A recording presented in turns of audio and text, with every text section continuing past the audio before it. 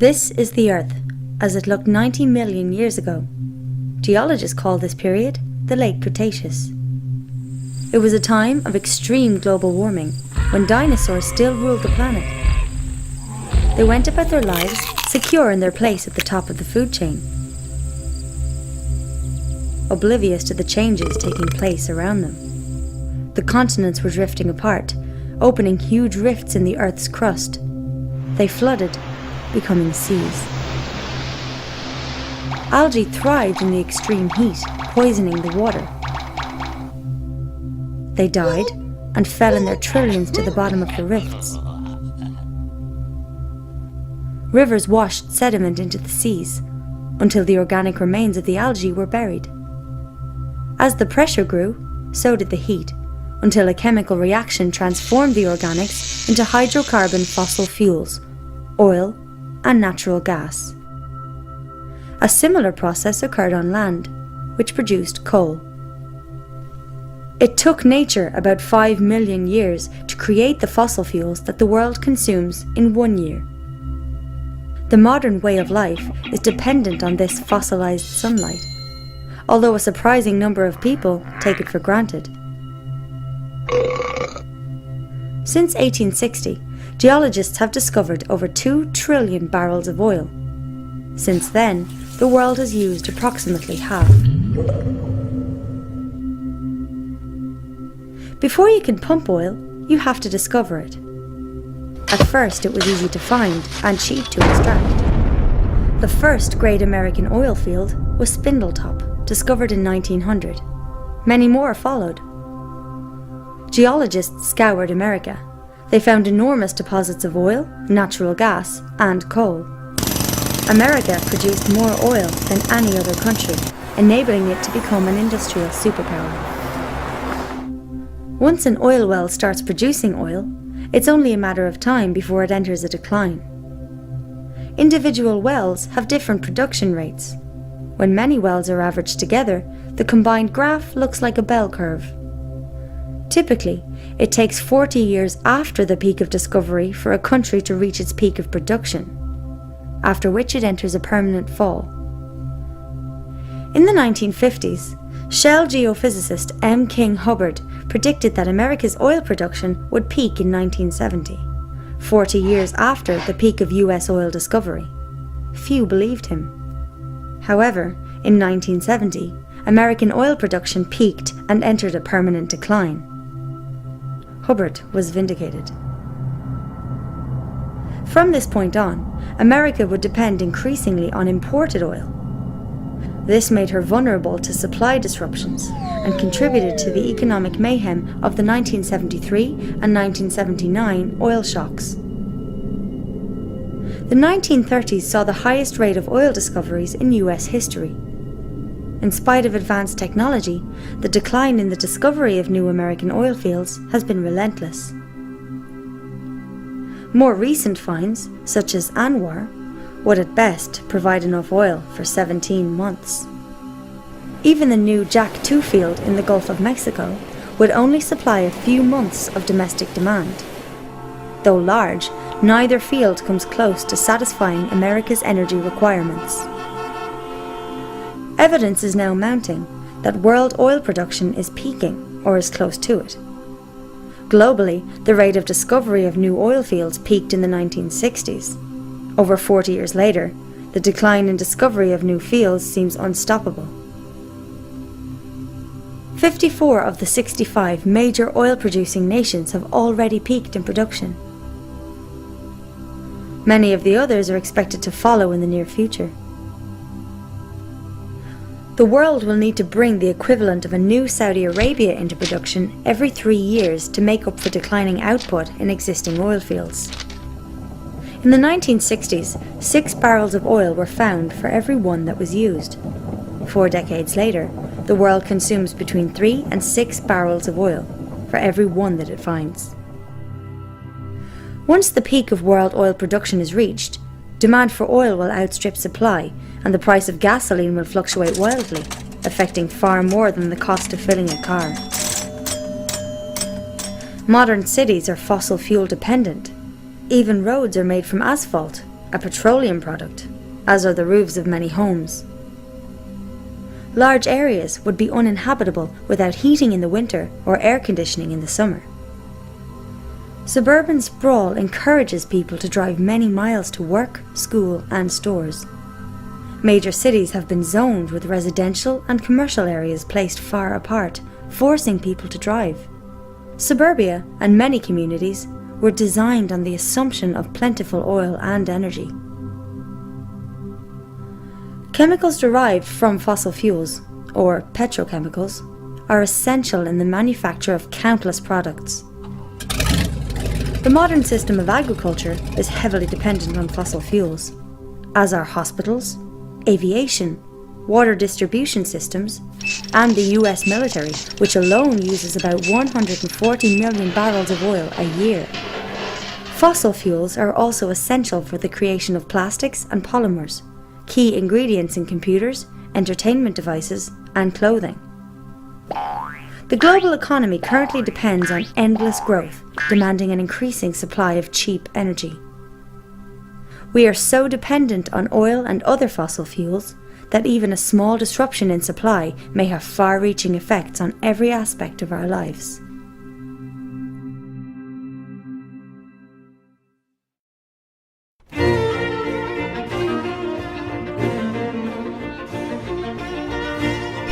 Energy is the ability to do work.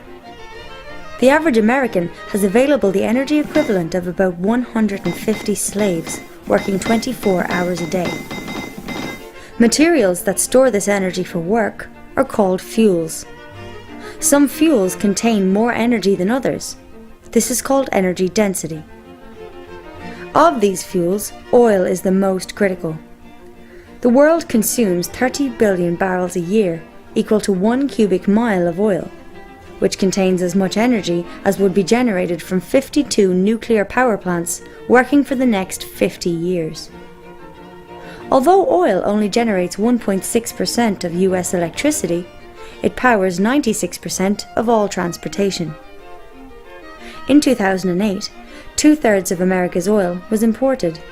Most was from Canada, Mexico, Saudi Arabia, Venezuela, Nigeria, Iraq, and Angola. Several factors make oil unique. It is energy dense. 1 barrel contains the energy equivalent of almost 3 years of human labour.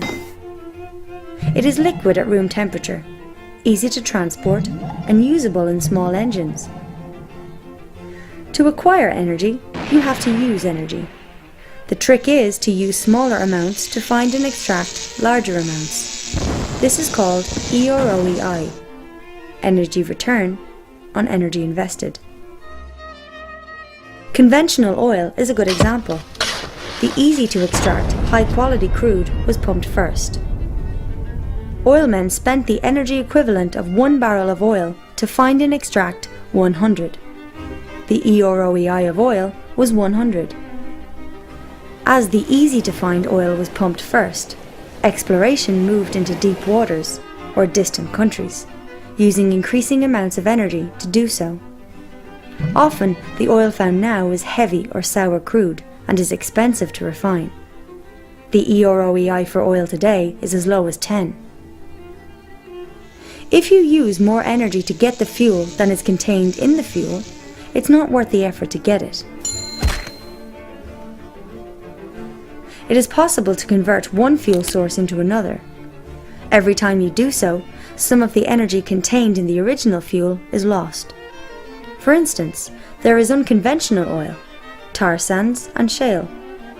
Tar sands are found mainly in Canada. 2/3 of the world's shale is in the US. Both of these fuels can be converted to synthetic crude oil. However, this requires large amounts of heat in fresh water, reducing their EROEI, which varies from 5 to as low as 1.5. Shale is an exceptionally poor fuel, pound for pound containing about 1/3 the energy of a box of breakfast cereal. Coal exists in vast quantities and generates almost half of the planet's electricity. The world uses almost 2 cubic miles of coal a year. However, global coal production may peak before 2040.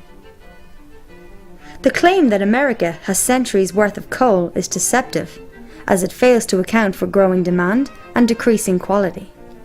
Much of the high-quality anthracite coal is gone, leaving lower-quality coal that is less energy dense. Production issues arise as surface coal is depleted and miners have to dig deeper and in less accessible areas. Many use destructive mountaintop removal to reach coal deposits, causing environmental mayhem. Natural gas is often found alongside oil and coal. North American discovery of conventional gas peaked in the 1950s and production peaked in the early 70s. If the discovery graph is moved forward by 23 years, the possible future of North American conventional natural gas production is revealed. Recent breakthroughs have allowed the extraction of unconventional natural gas, such as shale gas, which might help offset decline in the years ahead. Unconventional natural gas is controversial, as it needs high energy prices to be profitable. Even with unconventional gas, there may be a peak in global natural gas production around 2030. Large uranium reserves for nuclear fission still exist. To replace the 10 terawatts the world currently generates from fossil fuels would require 10,000 nuclear plants. At that rate, the known reserves of uranium would last for only 10 to 20 years. Experiments with plutonium-based fast breeder reactors in France and Japan have been expensive failures. Nuclear fusion faces massive technical obstacles. Then there are the renewables. Wind power has a high EROEI, but is intermittent. Hydropower is reliable, but most rivers in the developed world are already dammed. Conventional geothermal power plants use existing hotspots near the Earth's surface. They are limited to those areas. In the experimental EGS system, 2 shafts would be drilled 6 miles deep.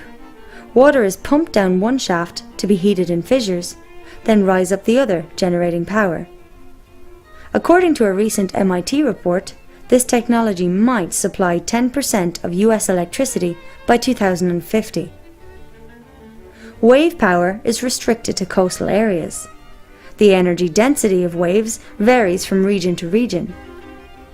Transporting wave-generated electricity inland would be challenging. Also, the salty ocean environment is corrosive to turbines. Biofuels are fuels that are grown. Wood has a low energy density and grows slowly. The world uses 3.7 cubic miles of wood a year. Biodiesel and ethanol are made from crops grown by petroleum-powered agriculture. The energy profit from these fuels is very low. Some politicians want to turn corn into ethanol. Using ethanol to supply 1/10 of projected US oil use in 2020 would require 3% of America's land. To supply 1/3 would require 3 times the area now used to grow food. To supply all US petroleum consumption in 2020 would take twice as much land as is used to grow food. Hydrogen has to be extracted from natural gas, coal, or water, which uses more energy than is generated from the hydrogen. This makes a hydrogen economy unlikely. All the world's photovoltaic solar panels generate as much electricity as 2 coal power plants. The equivalent of between 1 and 4 tons of coal are used in the manufacture of a single solar panel. We'd have to cover as many as 140,000 square miles with panels to meet current world demand. As of 2007, there were only about 4 square miles.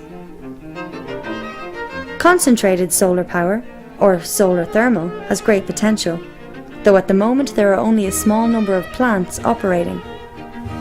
They are also limited to sunny climates, requiring large amounts of electricity to be transmitted over long distances. All of the alternatives to oil depend on oil-powered machinery, or require materials such as plastics that are produced from oil. When considering future claims of amazing new fuels or inventions, ask, does the advocate have a working commercial model of the invention? What is its energy density? Can it be stored or easily distributed? Is it reliable or intermittent? Can it be scaled to a national level? Are there hidden engineering challenges? What is the EROEI? What are the environmental impacts? Remember that large numbers can be deceptive. For example, 1 billion barrels of oil will satisfy global demand for only 12 days. A transition from fossil fuels would be a monumental challenge. As of 2007, coal generates 48.5% of US electricity. 21.6% is from natural gas. 1.6% is from petroleum. 19.4% is from nuclear. 5.8% is from hydro. Other renewables only generate 2.5%. Is it possible to replace a system based on fossil fuels with a patchwork of alternatives? Major technological advances are needed, as well as political will and cooperation, massive investment, international consensus, the retrofitting of the $45 trillion global economy, including transportation, manufacturing industries, and agricultural systems, as well as officials competent to manage the transition. If all these are achieved, could the current way of life continue?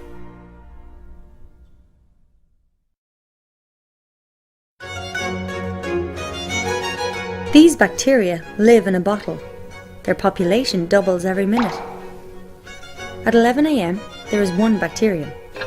At 12 noon, the bottle is full. It is half full at 11:59, leaving only enough space for one more doubling. The bacteria see the danger. They search for new bottles and find 3. They assume that their problem is solved. By 12 noon, the first bottle is full. By 12:01, the second bottle is full. By 12:02, all the bottles are full. This is the problem that we face due to the doubling caused by exponential growth.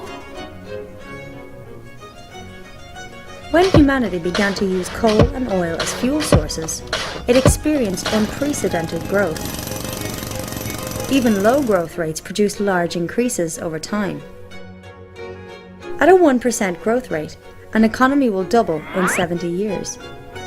At 2% rate, doubles in 35 years. At a 10% growth rate, an economy will double in only 7 years. If an economy grows at the current average of 3%, it doubles every 23 years. With each doubling, demand for energy and resources will exceed all the previous doublings combined. The financial system is built on the assumption of growth, which requires an increasing supply of energy to support it. Banks lend money they don't have, in effect creating it.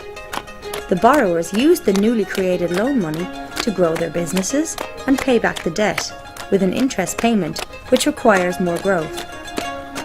Due to this creation of debt-formed money, most of the world's money represents a debt with interest to be paid.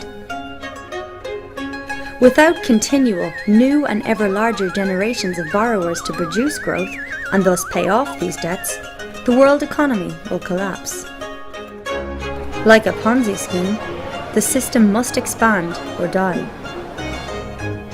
Partly through this debt system, the effects of economic growth have been spectacular in GDP, damming of rivers, water use, fertilizer consumption, urban population, paper consumption, motor vehicles, communications and tourism. World population has grown to 7 billion and is expected to exceed 9 billion by 2050. On a flat, infinite Earth, this might not be a problem. However, as the Earth is round and finite, we will eventually face limits to growth. Economic expansion has resulted in increases in atmospheric nitrous oxide and methane, ozone depletion, increases in great floods, damage to ocean ecosystems, including nitrogen runoff, loss of rainforest and woodland, increases in domesticated land, and species extinctions. If we place a single grain of rice on the first square of a chessboard, double this and place 2 grains on the second, double again and place 4 on the third. Double again and place 8 on the fourth, and continue this way, putting on each square twice the number of grains than were on the previous one. By the time we reach the final square, we need an astronomical number of grains. 9 quintillion, 223 quadrillion, 372 trillion, 36 billion, 854,776,000 grains. More grain than the human race has grown in the last 10,000 years. Modern economies, like the grains on the chessboard, double every few decades. On which square of the chessboard are we? Besides energy, civilization demands numerous essential resources: fresh water, topsoil, food, forests, and many kinds of minerals and metals. Growth is limited by the essential resource in scarcest supply. A barrel is made of staves, and like water filling a barrel, growth can go no further than the lowest stave, or the most limited essential resource. Humans currently utilize 40% of all photosynthesis on Earth. Though it might be possible to use 80%, we are unlikely to ever use 160%.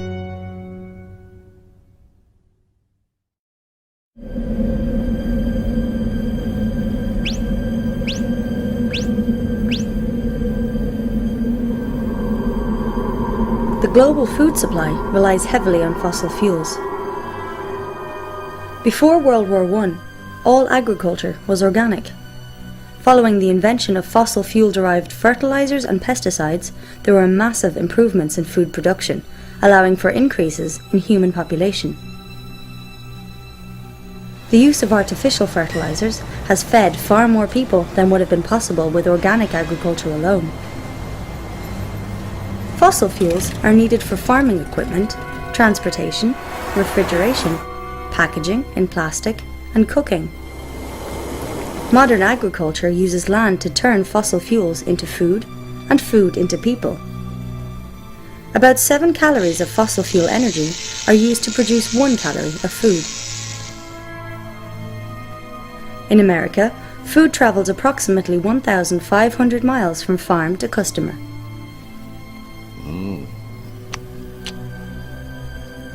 Besides fossil fuel decline, there are several threats to the current system of food production. Cheap energy, improved technology, and subsidies have allowed massive fish catches. Global fish catches peaked in the late 1980s, forcing fishermen to move into deep waters. Nitrogen runoff by fossil fuel-based fertilizers poisons rivers and seas, creating enormous dead zones. At this rate, all fish populations are projected to collapse by 2048. Acid rain from cities and industries leaches the soil of vital nutrients such as potassium, calcium, and magnesium. Another threat is a lack of water. Many farms use water pumped from underground aquifers for irrigation. The aquifers need thousands of years to fill up, but can be pumped dry in a few decades, like oil wells. America's massive Ogallala aquifer has fallen so low that many farmers have had to return to less productive dry land farming. Additionally, the use of irrigation and fertilizers can lead to salinization, the accumulation of salt in the soil. This is a major cause of desertification. Still another threat is topsoil loss. 200 years ago, there were 6 feet of topsoil on the American prairies. Today, through tillage and poor practices, approximately half is gone. Irrigation encourages the growth of stem rust fungi like UG99, which has the potential to destroy 80% of the world's grain harvest. According to Norman Borlaug, father of the Green Revolution, stem rust has immense potential for social and human destruction. The use of biofuels means that less land will be available for food production. An area has a finite carrying capacity. This is the number of animals or people that can live there indefinitely.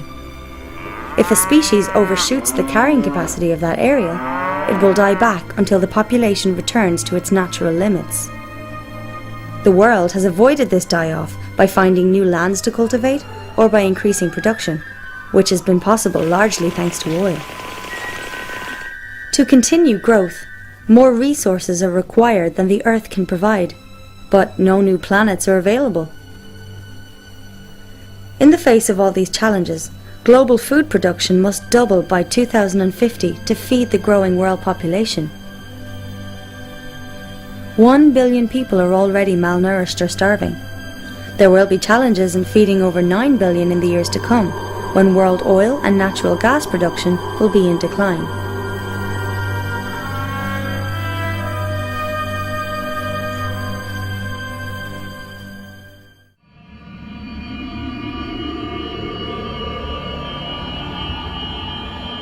The global economy grows exponentially at about 3% a year, consuming increasing amounts of non-renewable fuels, minerals and metals, as well as renewable resources like water, forests, soils, and fish faster than they can be replenished. Even at a growth rate of 1%, an economy will double in 70 years. The problem is intensified by other factors. Globalization allows people on one continent to buy goods and food made by those on another. The lines of supply are long, placing strains on a limited oil resource. We now rely on distant countries for basic necessities. Modern cities are fossil fuel dependent. Most banking systems are based on debt, forcing people into a spiral of loans and repayments, producing growth. What can be done in the face of these problems? Many believe that the crisis can be prevented through conservation, technology, smart growth, recycling, electric cars and hybrids, substitution, or voting. Conservation will save you money, but it alone won't save the planet. If some people cut back on oil use, the reduced demand will drive down the price, allowing others to buy it for less. In the same fashion, a more efficient engine that uses less energy will, paradoxically, lead to greater energy use. In the 19th century, English economist William Stanley Jevons realized that better steam engines made coal a more cost-effective fuel source, which led to the use of more steam engines, which increased total coal consumption. Growth of use will consume any energy or resource saved through conservation.